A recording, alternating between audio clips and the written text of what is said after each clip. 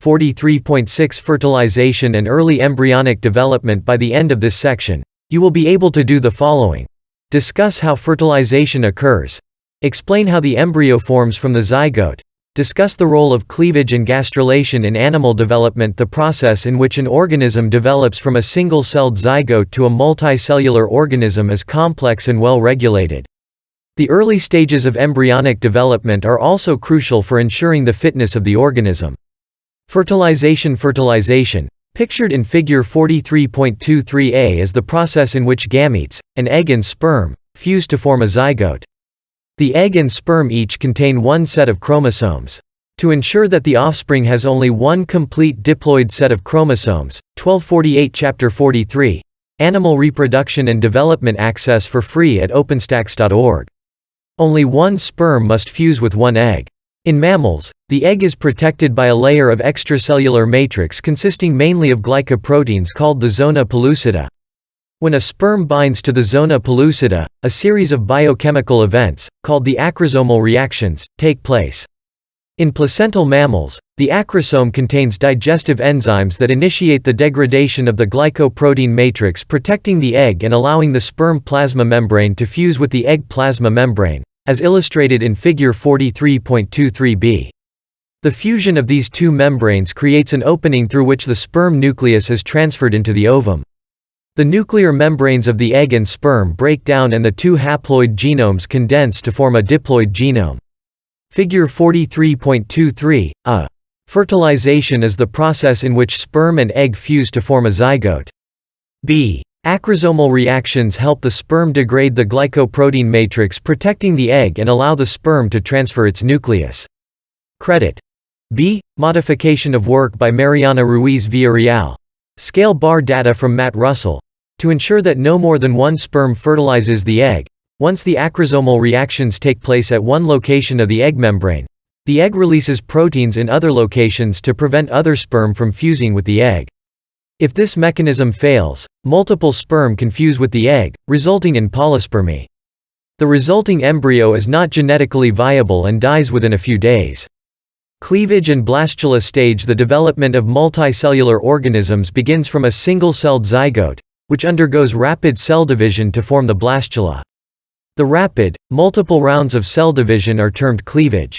Cleavage is illustrated in Figure 43.24a. After the cleavage has produced over 100 cells, the embryo is called a blastula. The blastula is usually a spherical layer of cells, the blastoderm, surrounding a fluid-filled or yolk-filled cavity, the blastocele. Mammals at this stage form a structure called the blastocyst, characterized by an inner cell mass that is distinct from the surrounding blastula. Shown in Figure 43.24b. During cleavage, the cells divide without an increase in mass. That is, one large single-celled zygote divides into multiple smaller cells. Each cell within the blastula is called a blastomere. Figure 43.24a. During cleavage, the zygote rapidly divides into multiple cells without increasing in size. b. The cells rearrange themselves to form a hollow ball with a fluid-filled or yolk-filled cavity called the blastula. Cleavage can take place in two ways: holoblastic, total, cleavage, or meriblastic, partial, cleavage. The type of cleavage depends on the amount of yolk in the eggs. In placental mammals, including humans, where nourishment is provided by the mother's body, the eggs have a very small amount of yolk and undergo holoblastic cleavage. Other species, such as birds, with a lot of yolk in the egg to nourish the embryo during development, undergo meriblastic cleavage. In mammals, the blastula forms the blastocyst in the next stage of development. Here the cells in the blastula arrange themselves in two layers: the inner cell mass, and an outer layer called the trophoblast. The inner cell mass is also known as the embryoblast, and this mass of cells will go on to form the embryo. At this stage of development, illustrated in Figure 43.25, the 43.6, fertilization and early embryonic development, 1249, inner cell mass consists of embryonic stem cells that will differentiate into the different cell types needed by the organism. The trophoblast will contribute to the placenta and nourish the embryo. Figure 43.25, the rearrangement of the cells in the mammalian blastula to two layers, the inner cell mass and the trophoblast, results in the formation of the blastocyst. Link to learning. Visit the Virtual Human Embryo Project, http://openstax.org/l/human_embryo at the Endowment for Human Development site to step through an interactive that shows the stages of embryo development, including micrographs and rotating 3D images. Gastrulation. The typical blastula is a ball of cells. The next stage in embryonic development is the formation of the body plan. The cells in the blastula rearrange themselves spatially to form 3 layers of cells. This process is called gastrulation. During gastrulation, the blastula folds upon itself to form the 3 layers of cells. Each of these layers is called a germ layer, and each germ layer differentiates into different organ systems. The 3 germ layers, shown in Figure 43.26, are the endoderm, the ectoderm, and the mesoderm. The ectoderm gives rise to the nervous system and the epidermis. The mesoderm gives rise to the muscle cells and connective tissue in the body. The endoderm gives rise to columnar cells found in the digestive system and many internal organs. Figure 43.26. The 3 germ layers give rise to different cell types in the animal body. Credit. Modification of work by NIH, NCBI, Everyday Connection. Are designer babies in our future? 1250. Chapter 43. Animal Reproduction and Development. Access for free at openstax.org. Figure 43.27. This logo from the Second International Eugenics Conference in New York City in September of 1921 shows how eugenics attempted to merge several fields of study with the goal of producing a genetically superior human race. If you could prevent your child from getting a devastating genetic disease, would you do it? Would you select the sex of your child or select for their attractiveness, strength, or intelligence? How far would you go to maximize the possibility of resistance to disease? The genetic engineering of a human child, the production of designer babies with desirable phenotypic characteristics, was once a topic restricted to science fiction. This is the case no longer. Science fiction is now overlapping into science fact. Many phenotypic choices for offspring are already available, with many more likely to be possible in the not-too-distant future.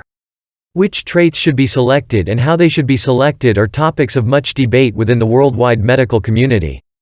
The ethical and moral line is not always clear or agreed upon, and some fear that modern reproductive technologies could lead to a new form of eugenics. Eugenics is the use of information and technology from a variety of sources to improve the genetic makeup of the human race. The goal of creating genetically superior humans was quite prevalent, although controversial, in several countries during the early 20th century, but fell into disrepute when Nazi Germany developed an extensive eugenics program in the 1930s and 40s. As part of their program, the Nazis forcibly sterilized hundreds of thousands of the so-called unfit, and killed tens of thousands of institutionally disabled people as part of a systematic program to develop a genetically superior race of Germans known as Aryans. Ever since, eugenic ideas have not been as publicly expressed, but there are still those who promote them. Efforts have been made in the past to control traits in human children using donated sperm from men with desired traits. In fact, eugenicist Robert Clark Graham established a sperm bank in 1980 that included samples exclusively from donors with high IQs. The Genius sperm bank failed to capture the public's imagination and the operation closed in 1999. In more recent times, the procedure known as prenatal genetic diagnosis, PGD, has been developed. PGD involves the screening of human embryos as part of the process of in vitro fertilization, during which embryos are conceived and grown outside the mother's body for some period of time before they are implanted. The term PGD usually refers to both the diagnosis, selection, and the implantation of the selected embryos.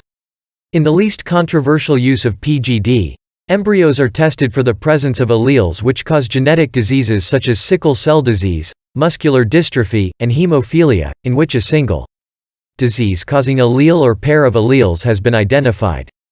By excluding embryos containing these alleles from implantation into the mother, the disease is prevented, and the unused embryos are either donated to science or discarded. There are relatively few in the worldwide medical community that question the ethics of this type of procedure, which allows individuals scared to have children because of the alleles they carry to do so successfully. The major limitation to this procedure is its expense. Not usually covered by medical insurance and thus out of reach financially for most couples. Only a very small percentage of all live births use such complicated methodologies. Yet, even in cases like these where the ethical issues may seem to be clear-cut, not everyone agrees with the morality of these types of procedures.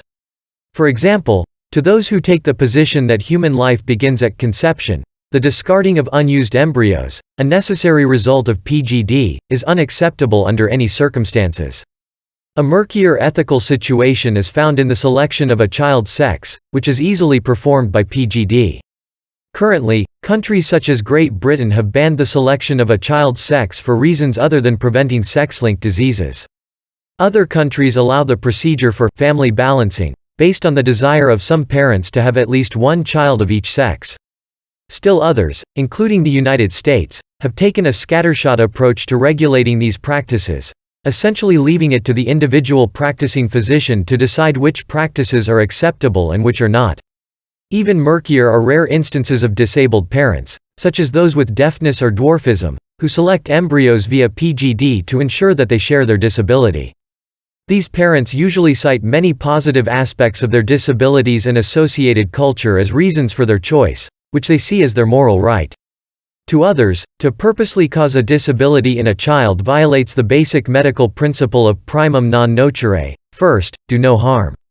This procedure, although not illegal in most countries, demonstrates the complexity of ethical issues associated with choosing genetic traits in offspring. Where could this process lead? Will this technology become more affordable, and how should it be used?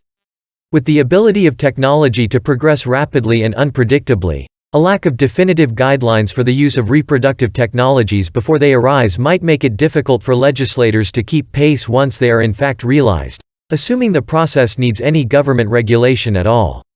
Other bioethicists argue that we should only deal with technologies that exist now, and not in some uncertain future. They argue that these types of procedures will always be expensive and rare, so the fears of eugenics and master races are unfounded and overstated. The debate continues.